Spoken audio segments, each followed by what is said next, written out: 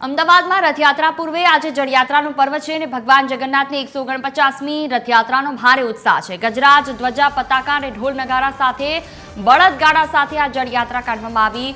મંદિરથી સાબરમતી ભૂદરના આરા સુધી ભવ્ય શોભાયાત્રાનું આયોજન કરવામાં આવ્યું છે। સાબરમતી નદીના કિનારે શાસ્ત્રોક્ત મંત્રોચ્ચાર સાથે ગંગા પૂજન કરવામાં આવ્યું। સાબરમતી સહિત પવિત્ર નદીઓના જળથી ભગવાનનો જ્યેષ્ઠાભિષેક કરવામાં આવશે। સાબરમતી નદીમાંથી 108 કળશમાં જળ ભરવામાં આવ્યું છે। ધારાસભ્ય અમિત શાહ, ઇમરાન ખેડાવાલા, મેયર હિતેશ બારોટ પણ ઉપસ્થિત રહ્યા છે। જળયાત્રાના પાવન પર્વ નિમિત્તે મોટી સંખ્યામાં ભક્તોની ભીડ ઉમટી પડી છે।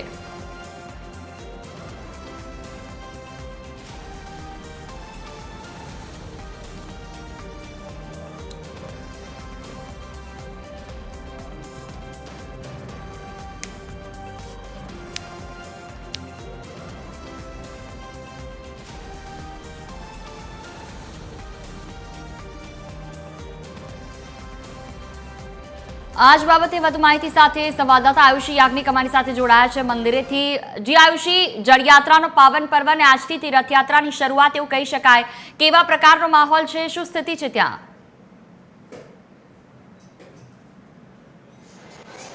બિલકુલ જુએ આજે રથયાત્રા પૂર્વે મહત્વનું માનવામાં આવતું તેવી જળયાત્રાનો પર્વ યોજાયો। રંગેચંગે ભગવાન જ્યેષ્ઠ અભિષેક માટે જે જળયાત્રા છે તે અમદાવાદના જગન્નાથ મંદિરથી સોમનાથ ભૂદરના આરા સુધી યોજાઈ હતી ને હવે જે તમામ જે નીર છે સાબરમતીના અને અન્ય પ્રાચીન નદીઓના તે હવે જે મંદિર ખાતે લઈ આવવામાં આવ્યા છે। 108 કળશમાં ભગવાનનો જે જ્યેષ્ઠ અભિષેક છે તે કરવામાં આવશે અને તે માટેની તૈયારીઓ જોઈ શકાય છે કે હાલ જે શરૂ કરી દેવામાં આવી છે। અલગ અલગ જે પદાર્થોથી ભગવાનનો અભિષેક કરવામાં આવે છે, જેની અંદર ન માત્ર જે પ્રાચીન નદીઓના જળને લેવાય છે, પરંતુ દૂધ હોય છે, ઘી, સાકર, મધ સહિત અલગ અલગ આ જે પદાર્થો હોય છે તેનાથી ભગવાનનો અભિષેક કરવામાં આવે છે, જેને જ્યેષ્ઠ અભિષેક કહેવામાં આવે છે। આ અભિષેક માટે ખાસ કરીને અલગ અલગ મહાનુભાવો પણ અહીંયા હાલ ઉપસ્થિત જોવા મળી રહ્યા છે। ભાજપના પ્રદેશ અધ્યક્ષ જે છે હાલ ઉપસ્થિત મંદિર ખાતે આવી પહોંચ્યા છીએ। પૂર્વ નાયબ મુખ્યમંત્રી નીતિન પટેલ પણ અહીંયા ઉપસ્થિત છે। મેયર હિતેશ બારોટ સહિત આખી જે કમિટી જે છે ચૂંટાયેલી પાક તે પણ હાલ ઉપસ્થિત જોવા મળી રહી છે। ધારાસભ્ય અમૂલ ભટ્ટ અત્યારે હાલ અહીંયા ઉપસ્થિત છે, અમિત શાહ ઉપસ્થિત છે, કૌશિક જૈન ઉપસ્થિત છે। એટલે કે આજનો આજે મહત્વનો દિવસ માનવામાં આવે છે અને આજના દિવસે જ્યારે ભગવાનનો જ્યેષ્ઠ અભિષેક થાય છે, મંત્રોચ્ચાર સાથે આ અભિષેક કરવામાં આવે છે।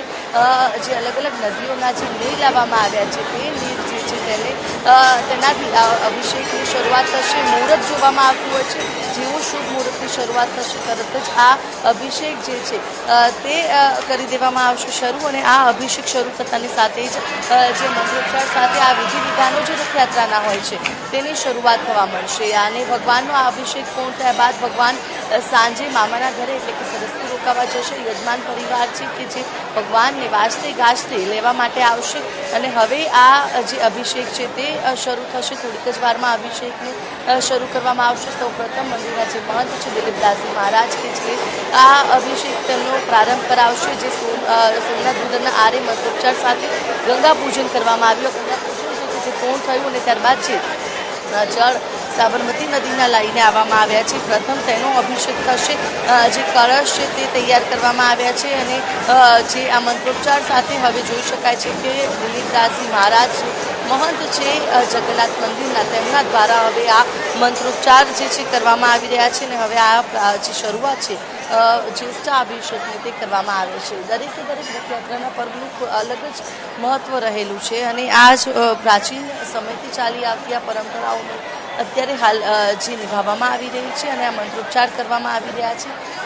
કોઈ પણ કાર્ય કરતાં પહેલાં જે ભગવાનની અનુમતિ જે છે તે લેવામાં આવતી હોય છે, તે માટે અત્યારે હાલ જોઈ શકાય છે કે મહંત દ્વારા જે ભગવાનની પૂજા તે અત્યારે હાલ કરવામાં આવી રહી છે અને હવે જે મંદિરના ટ્રસ્ટી છે જે મહેન્દ્ર ઝા તેઓ પણ હાલ અહીંયા આવી પહોંચ્યા છે। તેથી અત્યારે હાલ આ જે મંત્રોચ્ચાર સાથે હવે ભગવાનના જે જ્યેષ્ઠ અભિષેકની શરૂઆત છે તે થશે।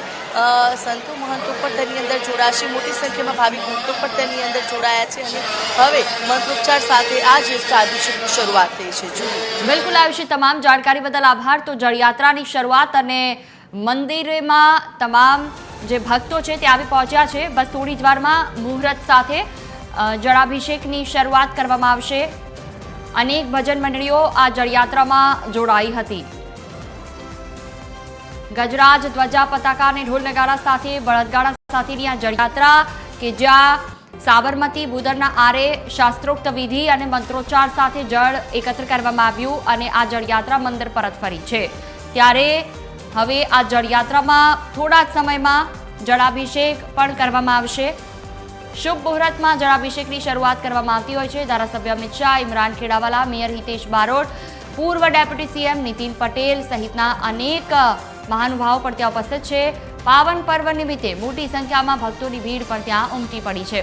કેટલાક લોકો ભગવાન જગન્નાથ, બહેન સુભદ્રા અને ભાઈ બલભદ્ર સાથે આવ્યા છે, તો કેટલાક ભજન મંડળીઓ કે જે પોતાના કૃષ્ણને પોતાના ઘરેથી આ જળયાત્રામાં લઈને આવ્યા છે.